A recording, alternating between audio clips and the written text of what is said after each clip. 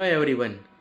સો મેં જેમ કીધું હતું એમ આપણી જે સિરીઝ હતી હોમિયોપેથિકની માન્યતા અને ગેરમાન્યતા એ એપ્રિલ મહિનો અહીંયા પૂરો થતાં આપણે પૂરું કરીએ છીએ. કોઈને પણ કંઈ ક્વેશ્ચન્સ હોય તો કોમેન્ટમાં જરૂરથી મેન્શન કરજો, તો આપણે એ ટોપિક ઉપર આપણે જરૂરથી એને એડ્રેસ કરીશું. પણ આજે જે આપણે વાત કરવા જઈ રહ્યા છીએ એ બાબત છે કપાસી.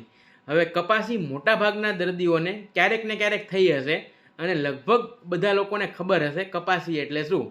પણ જેને નથી ખબર તો આજે આપણે એ બાબતે જાણીશું કે કેમ થાય અને શું ટ્રીટમેન્ટ અવેલેબલ છે.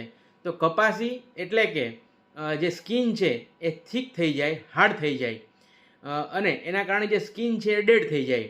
એટલે બેઝિકલી અમારી ભાષામાં હાઇપર કેરાટોસિસ એટલે જે કેરેટીન છે પ્રોટીન એનું બિલ્ડઅપ થાય અને સ્કિન એકદમ થીક થઈ જાય. અને મોટા ભાગે એ પગની અંદર અને હાથમાં પણ થઈ શકે છે. હવે કોને થાય? તો હાથની અંદર છે મોટાભાગે જે હાર્ડ વર્કર્સ હોય, મજૂર્સ હોય, ખાસ કરીને જે જીમ્સમાં જતા હોય તો વારંવાર પુલઅપ્સ કરવાથી જ્યારે અહીંયા બધે ઘણાને કોન્સ થતા હોય છે તો એનું કારણ ફ્રિક્શન્સ અને પ્રેશર, આ બે વસ્તુ જવાબદાર છે. ફ્રિક્શન્સ એટલે કે ઘસારો, રિપીટેડ તમારો કોઈ હાથ કે પગ છે ઘસાય, અને પ્રેશર એના ઉપર અનનેસેસરી વધુ પડતું પ્રેશર આવે. તો આ બે વસ્તુ જવાબદાર છે કપાસી થવા માટે.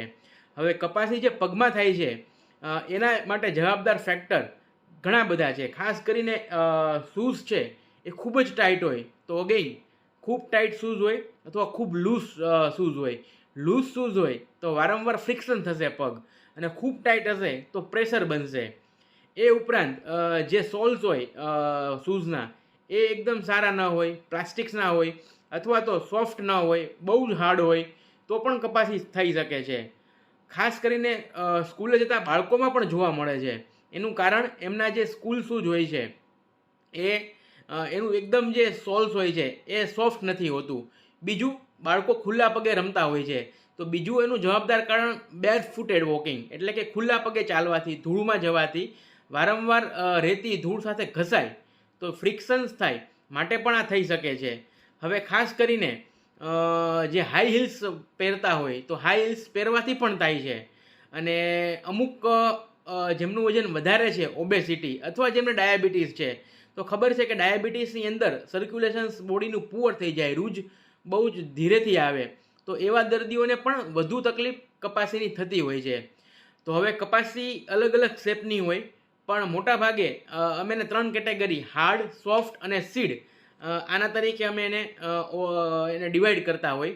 અને ડેફિનેટલી ઘણા લોકોને એવી પણ આદત હોય છે કે એ લોકો શૂઝ જ્યારે પહેરે ત્યારે સોક્સ નથી પહેરતા, તો એના કારણે પણ કપાસી થઈ શકે છે. તો આ મેં 3 પ્રકારે એના વેરાયટીઝ કીધી.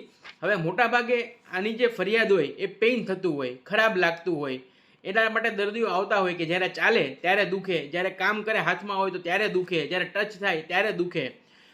તો શું મેનેજમેન્ટ કરી શકાય? તો basically hygiene should be the first. મતલબ પગને ચોખ્ખો રાખવો, પગને ગરમ પાણીથી સોક્સ કરીને પગને ધોવા અને લૂછવા, સાબુના પાણીથી ધોવું. આ ઉપરાંત જે શૂઝ છે એ પ્રોપર ફિટિંગવાળા પહેરવા, એકદમ સોફ્ટ પહેરવા. આ બધું જ આપણે કેર કરી શકીએ. હવે બીજી જે ટ્રીટમેન્ટ છે એ બહુ આની અંદર છે નહીં. એની અંદર લોકલ એપ્લિકેશન્સ લગાવવામાં આવતું હોય એટલે કે બળી જાય. એ પણ જ્યારે સક્સેસ થાય તો ઘણા કેપ પહેરવાનું, કોન્સ કેપ આપતા હોય છે એટલે એનાથી ખરી જાય. અને ઘણી બધી વખતે જો વારંવાર થતું હોય તો ઘણાને જીનેટિક ટેન્ડન્સી હોય કે વારંવાર થયા કરે, તો આની અંદર ઘણા બધા પછી એને કટ કરાવી નાખે છે. ઘણા બધા બહાર વિધાઉટ ડૉક્ટર જઈને એને કટ કરતા હોય છે તો પણ થવાના ચાન્સીસ વધી જાય છે. અથવા એક્સિઝન, લોકલ એનેસ્થેસિયા આપીને એને કઢાઈ નાખે છે. પરંતુ આ બધું કરવા છતાં જો વારંવાર થતું હોય, અથવા પહેલી વાર થયું હોય, અથવા બધું કરવા છતાં ઘણા દર્દીઓ આવે કે 4 વખત થઈ, 5 વખત થઈ, વારંવાર કરાયું છતાં થાય, તો કપાસીની અંદર હોમિયોપેથિકની ખૂબ સારી સારી દવાઓ છે. કેટલીક દવાઓના હું નામ લઈશ, પણ એ દવાઓ જાતે લેવાની નથી. એન્ટીમ ક્રૂડ છે, થુજા છે, સેપિયા છે, સલ્ફર છે, બ્રાયોનિયા છે, રસ્ટોક્સ છે, રોડોડેન્ડ્રોન્સ છે, ઇવન રેન્યુન્ક્યુલસ બલ્બોઝા છે. ટૂંકમાં હોમિયોપેથિકમાં ખૂબ સારી સારી દવાઓ છે. ડૉક્ટર છે એ તમને ક્યારે દુખાવો થાય છે, કઈ જગ્યા પર છે, તમને શું કારણથી થયું છે, ઓવરઓલ તમારો તાસીર કેવી છે, આ બધું સમજીને પછી દવાઓ આપશે. માટે એક મારી નમ્ર વિનંતી છે કે યુટ્યુબની અંદર ઘણી બધી ચેનલો દવાઓના નામ કહેતા હોય અને ઘણા બધા જાતે જ દવાઓ લઈ લે કે આપણે આ દવાઓ લઈ લઈએ, આ બહુ સારી દવા છે. પણ હોમિયોપેથિક એવું સાયન્સ નથી. એ ડૉક્ટર જેમ નક્કી કરશે કે કઈ દવા કેટલા પાવરમાં કેટલા સમય સુધી આપવી અને કેમ આ જ દવા આપવી ને કેમ બીજી નહીં. માટે હોમિયોપેથિક ડૉક્ટરના અંડરમાં અને ગાઈડન્સમાં કપાસીની દવા લેવી એ ખૂબ જ હિતાવહ છે. Thank you so much.